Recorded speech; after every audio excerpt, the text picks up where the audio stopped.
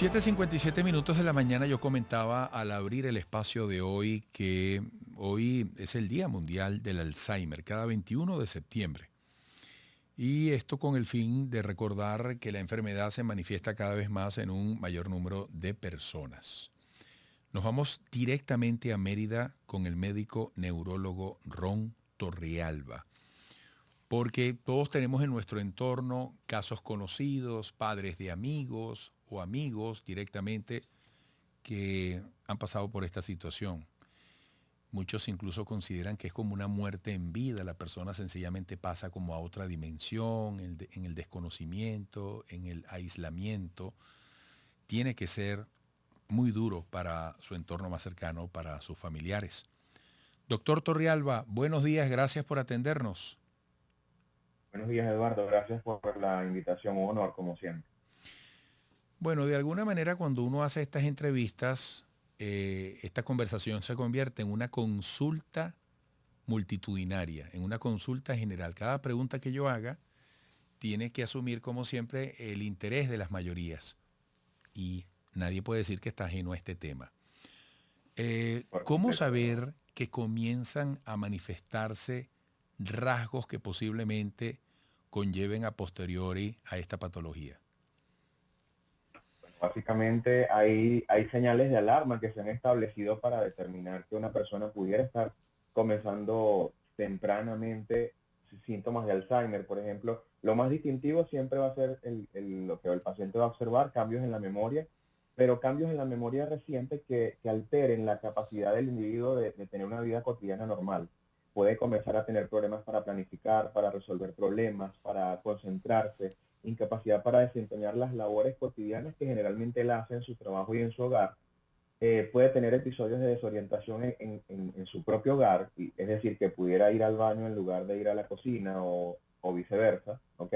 Pudiera tener también problemas para encontrar las palabras para explicar algo que pudiera estar pensando en explicar o algo por el estilo. Lo más distintivo también ocurre cuando el paciente comienza a perder objetos personales y esto está relacionado directamente a la memoria operativa de trabajo, que es la capacidad de tener, digamos, información nueva que pudiera ser o no relevante y evocarla un tiempo corto después. Pueden haber también cambios en el humor, cambios en la personalidad, el paciente puede tener disminución del interés en realizar tareas que antes le interesaban, hobbies o distracciones, porque hay que recordar que el Alzheimer no solamente es perder la memoria, sino que hay muchos dominios cognitivos y muchas alteraciones en la esfera cognitiva del paciente, en lo que son sus funciones cerebrales, que lo hacen ser un humano racional, que se van a alterar. Hay muchísimas características distintivas. Pero básicamente, cuando todas estas que acabo de mencionar comienzan a alterar esa individualidad y esa independencia que tiene el paciente en su casa, cuando ya se entiende que no puede estar solo, que no puede hacer una transacción, que no puede salir sin desorientarse, o que quizá comienza a quemar los alimentos en la cocina, en el caso pues, de que pueda o de que haga algún alimento, pues ya uno comienza a notar y debería tomarse en consideración acudir a un especialista, en este caso un neurólogo, para hacer la evaluación respectiva, porque es importante saber que está ocurriendo algo, determinarlo y diagnosticarlo a tiempo. Doctor, qué sabroso es escuchar a alguien que hable con tanta claridad, con tanta precisión. Qué aporte para todos quienes estamos escuchando y qué oportuno en el Día Mundial del Alzheimer. De verdad que le hago ese reconocimiento público.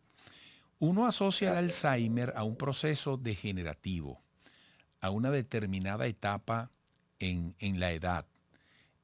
Uno lo asocia mucho a la memoria. Usted dice que es importante entender a tiempo qué puede estar pasando, pero ¿de qué sirve? ¿Hay tratamiento que desacelere el proceso? ¿Hay acaso una solución para revertir o detener? Bueno, solo cuando ves las estadísticas mundiales y sabes que para el 2050 aproximadamente 139 millones de personas van a tener la enfermedad y que en Venezuela las estadísticas no son mejores. 200.000 personas viven actualmente, de acuerdo a la Sociedad Venezolana de Alzheimer, con la enfermedad. Es importantísimo recordar que a pesar de que no tenemos una cura, porque existe además una carrera científica dirigida a tener un tratamiento curativo y un tratamiento preventivo. Hay más de 130 ensayos clínicos a nivel del mundo que están en esa carrera científica para dar con una cura. Pero a pesar de eso existe tratamiento de síntomas, a pesar de eso existe el apoyo al familiar. Además de eso también existe el apoyo al cuidador, que es un individuo que muchas veces olvidamos en esta dura enfermedad. Muchas veces nos enfocamos solo en quitarle o digamos disminuir los síntomas de ansiedad, mejorar un poco lo que es digamos las conductas perseverantes o repetitivas. En esencia el tratamiento que es para síntomas, no cura, sino que puede ralentizar o puede enlentecer la progresión de los síntomas, de manera que el paciente puede tener calidad de vida, pero muchas veces dejamos de lado al cuidador, que pasa a ser un paciente también. Entonces, creo que eh, sirve determinarlo de manera precoz para poder darle el apoyo. Incluso muchísimos expertos han solicitado que el diagnóstico temprano de Alzheimer sea considerado un derecho humano por la carga, digamos, social, afectiva, emocional y el peso tan considerable que supone un diagnóstico de este tipo para cualquier familia en el mundo. Entonces, hay mucho por hacer, mucho apoyo que ofrecer y políticas que implementar pues muchísimas herramientas que pudieran ayudar a ralentizar, a enlentecer mientras se logra conseguir una cura o un tratamiento preventivo. Prevención.